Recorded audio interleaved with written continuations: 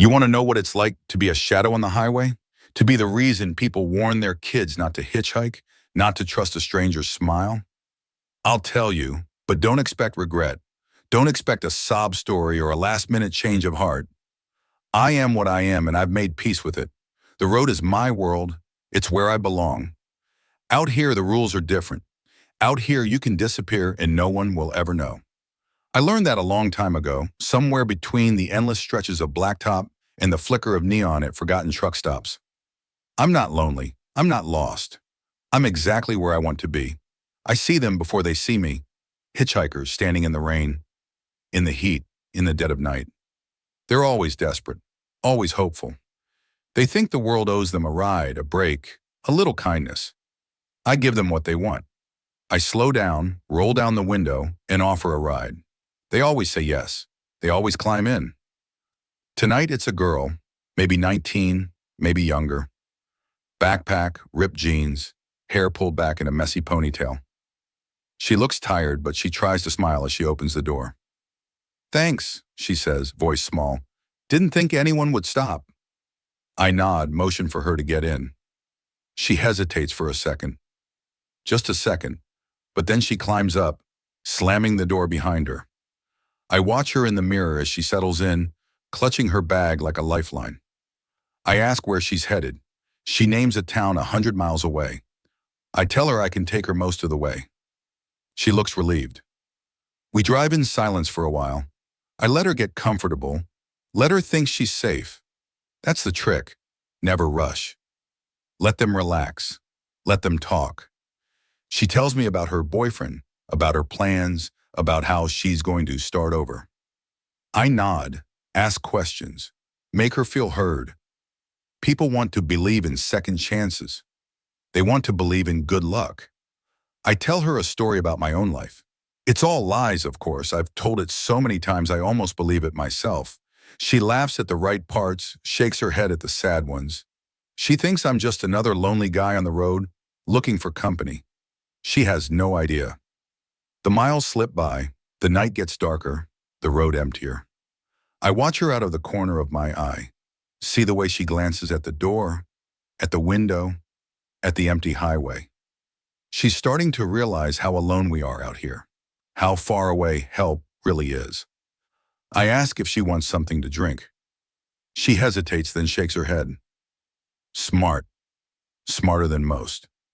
I smile, keep my hands on the wheel, keep my voice calm. I don't need tricks. I don't need force. Fear does the work for me.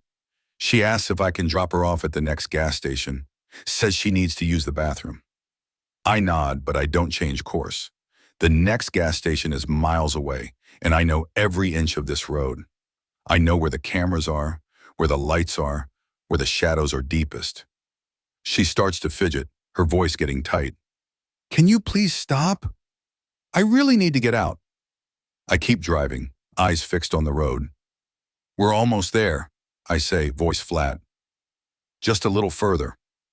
She goes quiet, clutching her bag tighter. I can feel her fear now, sharp and real. It's almost electric, the way it fills the cab. I don't say anything. I let the silence do the talking. That's the thing about fear. It makes people predictable. It makes them easy to control. I've seen it 100 times, in 100 faces. They all think they're different. They all think they'll be the one to get away. But they never are. She tries to hide her panic, but I see it in the way her eyes dart to the window, the way her breathing quickens. She's weighing her options, wondering if she should jump, if she should scream. I keep my face neutral, my hands steady on the wheel. I've done this too many times to slip up now. The road narrows, swallowed by trees on both sides. The headlights carve out a tunnel of pale light, everything else lost to darkness. I slow down just a little, enough to make her wonder why. She shifts in her seat, glancing at the dashboard, at the empty stretch of highway ahead. "Please," she says, her voice barely more than a whisper. "Just let me out. I won't tell anyone, I promise." I don't answer. I don't need to. The silence is enough. She starts to cry, quietly at first, then harder, her shoulders shaking.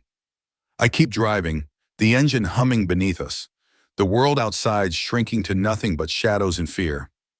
I think about all the others, their faces, their voices, the way they begged or bargained or tried to fight. It never mattered. Out here, I'm in control. Out here, I decide how the story ends. We pass an old, abandoned rest stop, the sign half buried in weeds. I pull in, the gravel crunching under the tires. She looks at me, eyes wide, tears streaking her cheeks. I turn off the engine, let the silence settle in. She fumbles with the door handle, but I've already locked it. She pleads, her voice breaking, but I don't move. I just watch her, calm and patient. Fear does the rest. I reach for the glove compartment, and she recoils, pressing herself against the door. I take out a flashlight, click it on, and shine it in her face. She flinches, shielding her eyes. "Get out," I say, my voice flat. She hesitates, then obeys, stumbling out into the darkness. I follow, the beam of the flashlight cutting through the night. She runs, but there's nowhere to go. The woods are thick, the night endless. I don't rush, I never do. But tonight, something's off. Headlights sweep across the lot, sudden and blinding. A police cruiser, pulling in slow, the engine rumbling. I freeze, the flashlight trembling in my hand. The girl screams, running toward the lights, waving her arms. The officer gets out, hand on his holster, eyes sharp. He calls out, voice steady, commanding. I drop the flashlight, raise my hands. The girl collapses beside the cruiser, sobbing, clutching the officer's leg. It's over before I can even think about running. The officer cuffs me, reads me my rights. The girl won't look at me, won't meet my eyes. I don't blame her. I wouldn't either. They put me in the back of the cruiser, the world outside flashing by in blue and red. I stare out the window, watching the road disappear behind us. I know what comes next: questions, evidence, a cell with no windows and no way out. But I don't feel regret. I don't feel fear. I am what I am, and I always will be. The road is still out there, full of shadows and secrets. But for now, I'm just another story on the evening news. Another warning for the next lost soul who thinks the world is a safe place. The ride to the station is quiet. The girl sits up front, wrapped in a blanket, her face pale and streaked with tears. I watch her in the rearview mirror, not out of guilt, but out of habit.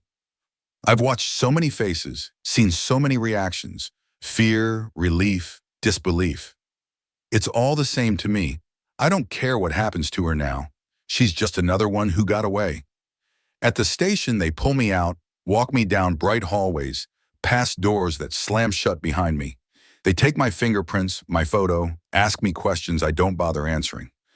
I know how this works. I've seen the inside of a cell before, but never for long. This time, though, it's different. This time, they have her statement. They have evidence. They have enough. They put me in a cell, the door clanging shut with a finality I haven't heard before. The walls are bare, the air stale. I sit on the cot, staring at the floor, listening to the distant sounds of the station. Phones ringing, doors opening and closing, voices echoing down the hall.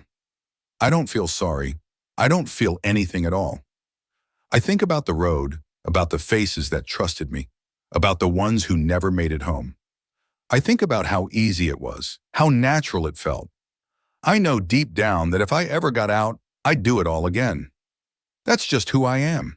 That's what I am.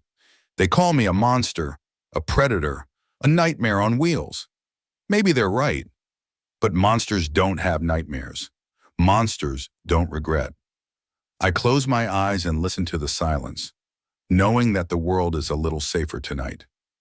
Not because I changed, but because they finally caught up to me. The road is gone now, replaced by concrete and steel. But the darkness is still there, waiting, and so am I.